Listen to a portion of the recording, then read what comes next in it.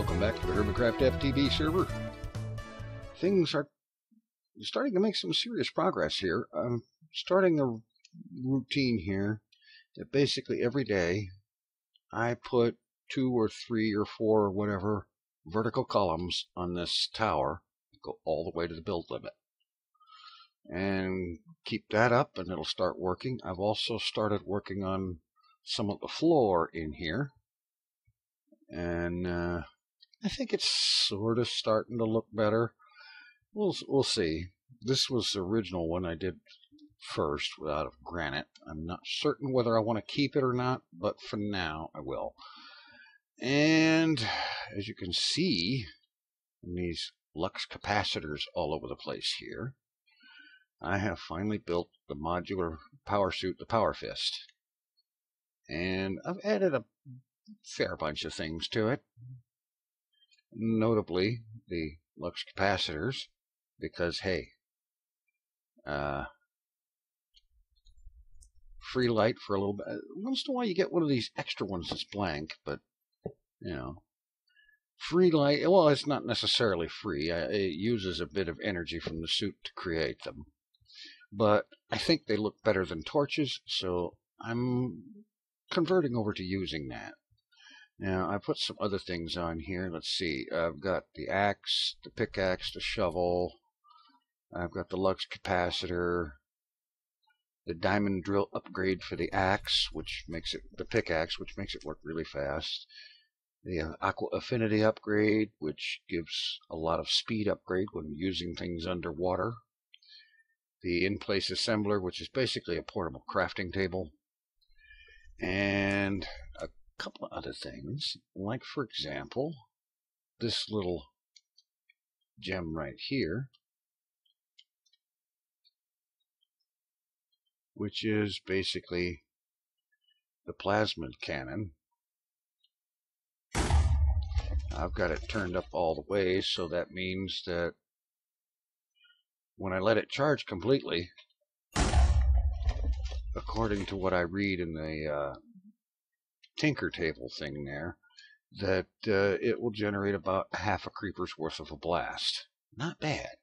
And it's excessively fun to find a creeper and hit a creeper with his own medicine. Definitely cool. Another good one is the blades, flying saw blades of death, and I think they get more when you hold the charge on them. And then there's this guy that doesn't work. This one is the lightning summoner. Now, I don't know if it just needs a humongous amount of power. From what I've read on Wiki and whatnot, it's supposed to require, like, I don't know, that might be it. I might not have enough power for it, but that's okay. I'll figure it out, and if I can't get it to work, I can always salvage it out of the thing. Let's not have that be the default that's hooked up. Just in case it suddenly should start to work. Now, meanwhile, I've run into a problem over here. There's no power. There's no power over here. There's no power over there or over here.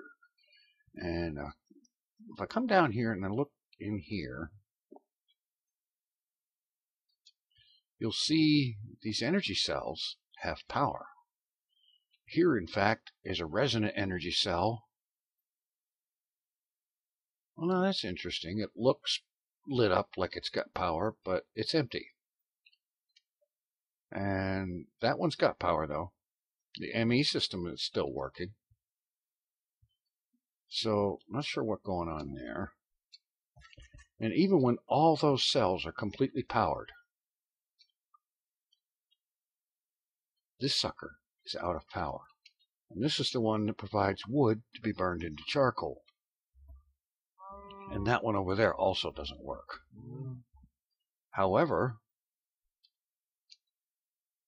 let's see. This one is working just fine. This farm's working fine. This one's out of juice.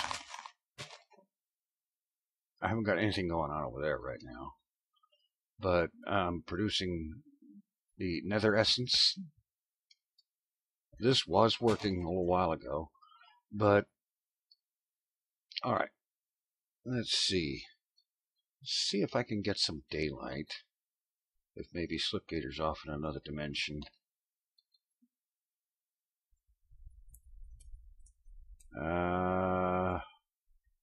No. Okay, I'll be back when I have some daylight. Alright, it's daylight now. And just to confirm, look in here, no power. And let's have a quick look downstairs at the energy source. That one's dead. This one is dropping fast. That one's dead. That one's dead. This one is dead. And this one being dead is most important because A, it has these engines, these steam dynamos, providing power. Make sure, okay, that one's a derp on my part. The bottom needs to be an input. That will provide some. But you'll notice that even when the bottom was not an input, it's not getting any power from this line right here. Now, what is this line? Well, this line goes up here, continues going up. You see here, I've got 2 high voltage solar arrays. They are getting sun. They should be producing power. I have here a extreme voltage consumer, an energy bridge, and an RF producer. Yes, I did finally realize, and thank you from the comments, that I had the wrong kind of producer on this thing. Yet it's not putting out any power. Now, if I break these things,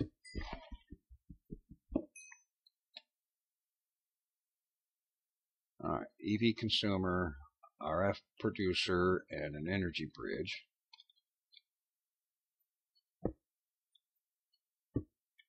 Put them all back. Oh, well.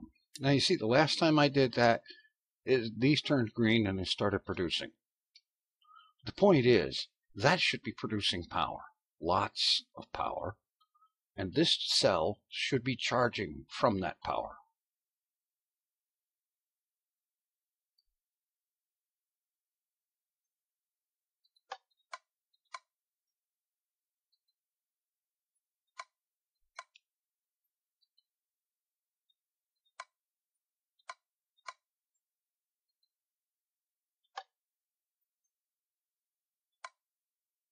Alright, now finally that one's set correctly.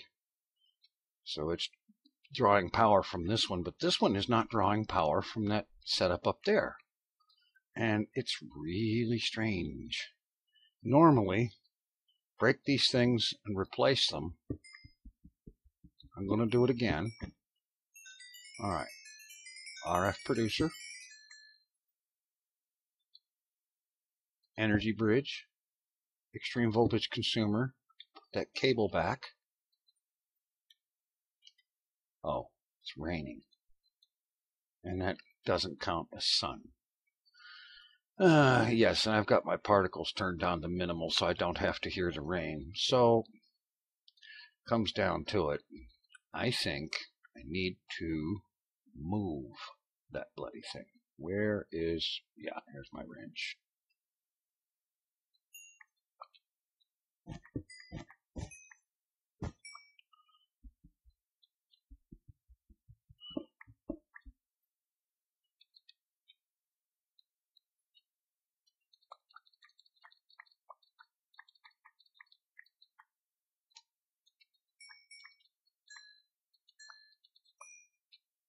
Alright.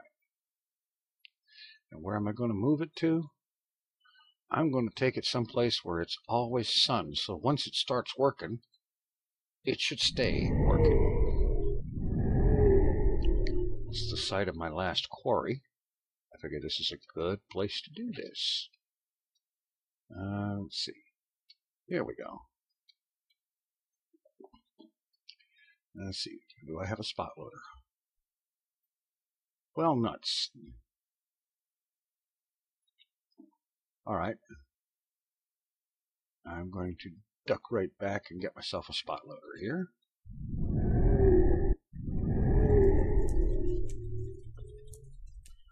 There we go. So only need the one. Alright, let me turn on F9. Okay. Now this is within 2 chunks. Alright, let's just get rid of the part that is not within this chunk. There. Okay, so we set down a couple of solar arrays. We set down some cable. There's a place to put 2 more of those arrays when I get them. And now EV consumer and an energy bridge and an RF producer.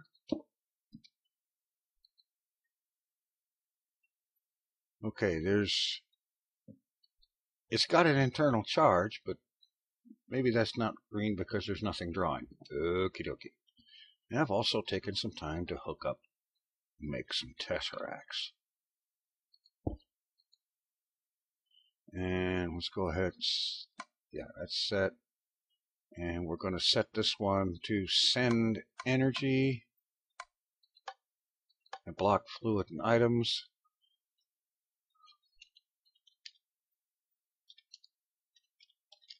Main power.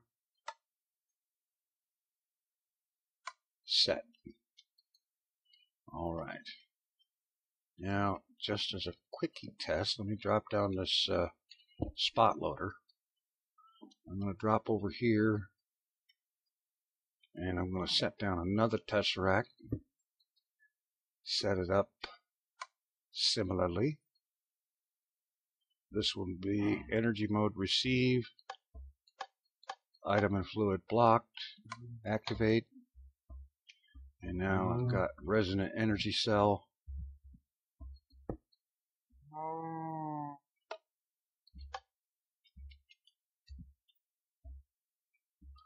Oh, for crying out loud. How about I come over here, set it down, make sure that side is set for an input.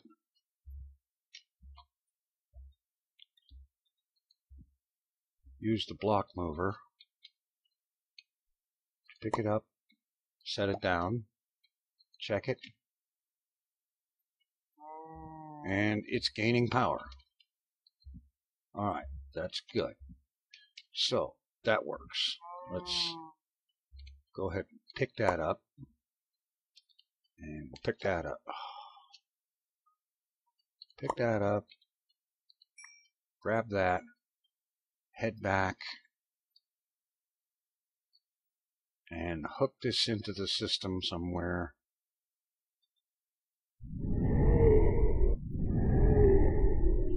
Alright.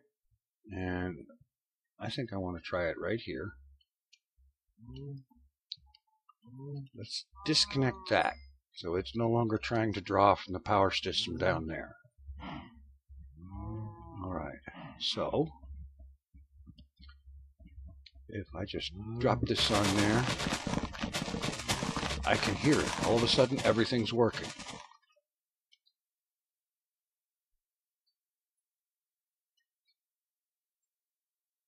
Yeah, look at this. It's harvesting like crazy. So this is going to be the way I'm going to have to go. And I'm going to start off by, I'm going to take a few minutes, which actually might be more than a few minutes. And I'm going to hop in here.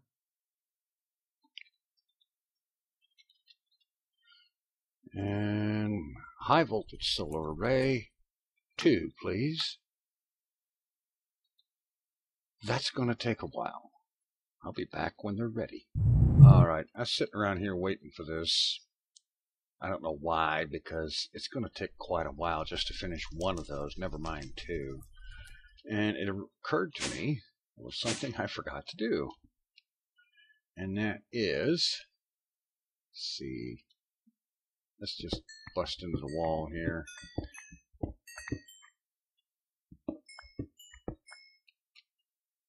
Okay, I'll have to fix that, but that's later. Okay, let's take our block mover, drop that cell.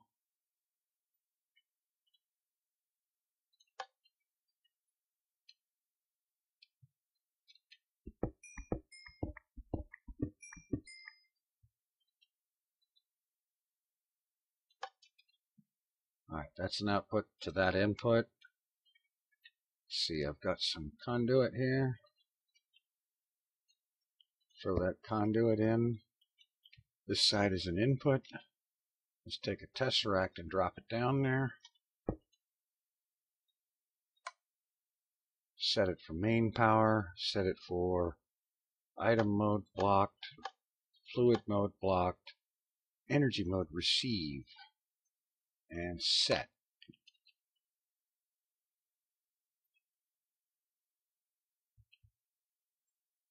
Okay, that one's gaining power. Of course, it's also got hooked up to the engines down there. Increase RF output to maximum.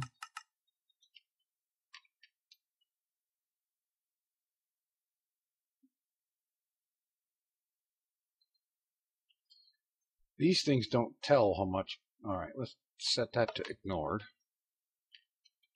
They don't, the tesseracts don't tell how much energy they're transferring or in what direction.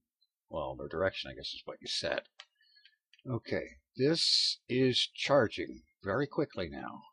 So I'm assuming that it's getting power from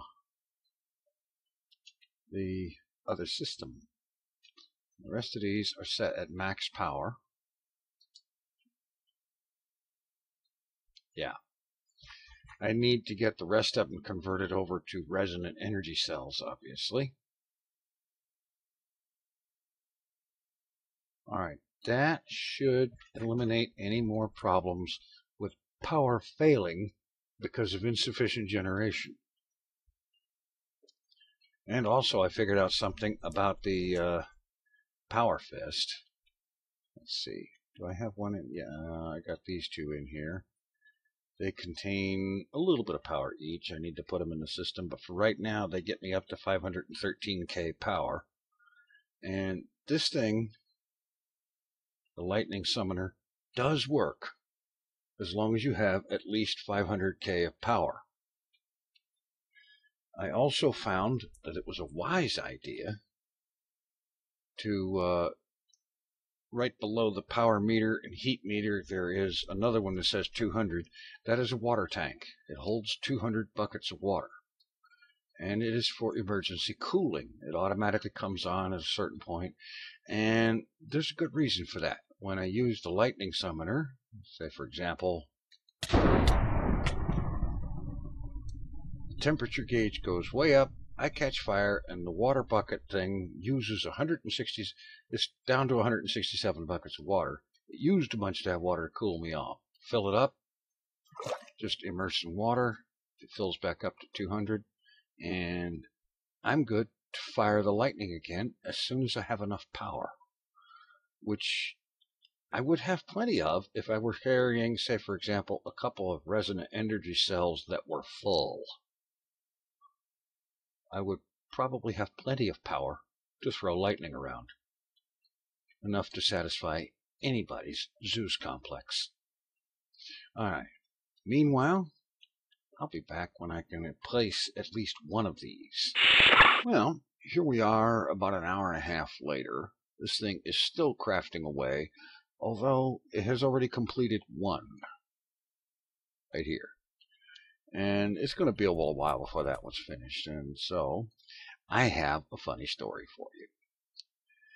You see, I got to thinking about it, and I went to replacing the energy cells down there, the redstone cells, I'd take them down and I'd use them to make resonant energy cells and replace them. And at one point I had a redstone energy cell in my inventory that was fully charged. So I thought, hey, this is a great opportunity to go playing around with a lightning gun. And so I did. I went flying around over here where you see my latest death marker. Yeah. And I started firing around with the lightning gun. Now it's not working right now because I don't have enough juice on me. You need 500k of juice to fire that thing. But with an energy cell in my inventory, I had many times 500k. And so I was firing that thing. And what I was heedless of was the fact that now I had increased the cooling tank from 200 to 400 buckets. So I had plenty of cooling. But what I had not paid any attention to was the fact that until the cooling took, even with the cooling, I still take a couple of 3 hearts of damage every time I fired the thing. And so I'm hovering over here over the water, just blasting away just for the heck of it. Because, hey, lightning is cool, you know? And kablamo. I pretty much nuked myself with incidental lightning damage that didn't fix itself quickly enough. I let my food bar get down, and I was firing too quickly, and the damage added up and just splat. So I come back here, and fortunately I have a spare copy of my ender pouch. And in the ender pouch I keep a couple of jetpacks, so I got one out and I went over there and I picked up my stuff, what I could find of it. I had to remake the helmet and the chest plate and put all the goodies back on them. That killed a good half an hour or so, and in that time this high voltage solar array finally got finished, so let's go pop that thing in place. This will ensure absolutely that power is not an issue for the time being, and I'm quite certain that okay, we've got 120 EU per tick coming in, 240 RF per tick going out, and I'm sure the numbers would be higher were the demand greater. Right now, the demand is not enough to actually strain that setup. This will change, but now all the stuff is operating and it's not draining power. All the farms out there work. And I come down here, and I now have 5 resonant energy cells. Still have 3 more redstone energy cells that need to be upgraded to resonant. I'll get to that very shortly. And sometime soon, actually right now, I'm going to disconnect the engines from the system. And what they will do is they're sitting there with their internal buffers at 4,000 or building up to it. And when they get to it, they pretty much just shut down. They sit there. So that's fine. Sometime soon, I'm going to do something here. This thing. Well, let me just get in there. I think maybe we'll do this next time. I've already rearranged the fans. They're in this corner, and they're pointing to that corner. It takes and amplifies the effect it was having before. Oh yeah. Let's fix that. There. Everything was getting sent into this corner. So what I'm going to do is expand on that. I'll leave this grinder here. I will put another one there. I'll take the rest of them down, hook everything into the ME system, and then in there I have another little goodie. I have a safari net with an Enderman trapped inside. I'm going to put him in there and start spawning Endermen. And this will solve my ender pearl shortage, which I've actually had quite a bit of. And also, you may recall, let's see, I have a couple of these dollies with spawners on them. And what I'm thinking is go in here and take out these glowstone nooks and replace them with lights that I can switch on and off. And just like having a redstone signal that I can switch on and off to turn those fans on and off.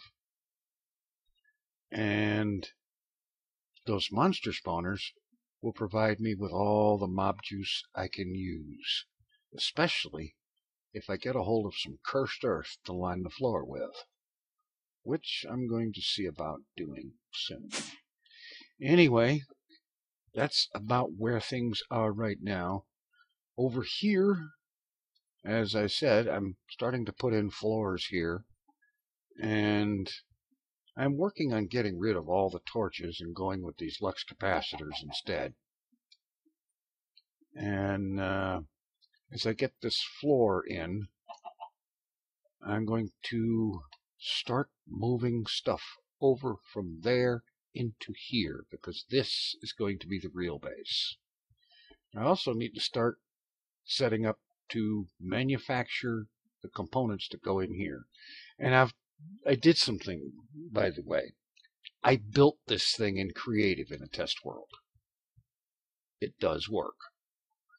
And that showed me that what I need to do is only one line down this line from here, floor to ceiling, with pattern providers. If my math is correct, that's 196 pattern providers. And that's going to leave 2,500 and some on spaces, 2,548 I believe, to put crafting CPUs. 196 pattern providers will provide all the pattern space I need. Because those pattern spaces, each pattern provider is good for, what is this? That's 9 by 2, 3, 4, 5, 6. 9 by 6 times 196. That's plenty of crafting patterns. More than I'll ever need. Enough to put in a pattern for everything in the pack, probably. Maybe. Certainly more patterns than I'll ever need. I'd rather have more capacity than I need. You know, that's the way I roll. Always have excess. And then the rest of it, 2,548 crafting CPUs. It should be about the fastest crafting system, even when doing something like these. Oh my God, I'm out of iron. Are you kidding me? I had 10,000 iron ingots in here when I started. I got 48,000 pulverized iron, which is being processed over here. So that'll take a lot longer to finish now, but that's okay. I'll get to it, and by tomorrow this time, we'll have 2048 EU per tick worth of solar power being pumped in through the Tesseract. And next episode, we're going to start getting some of this crap moved over there. Thanks for watching. Take it easy. I'm out of here. And be careful with your language.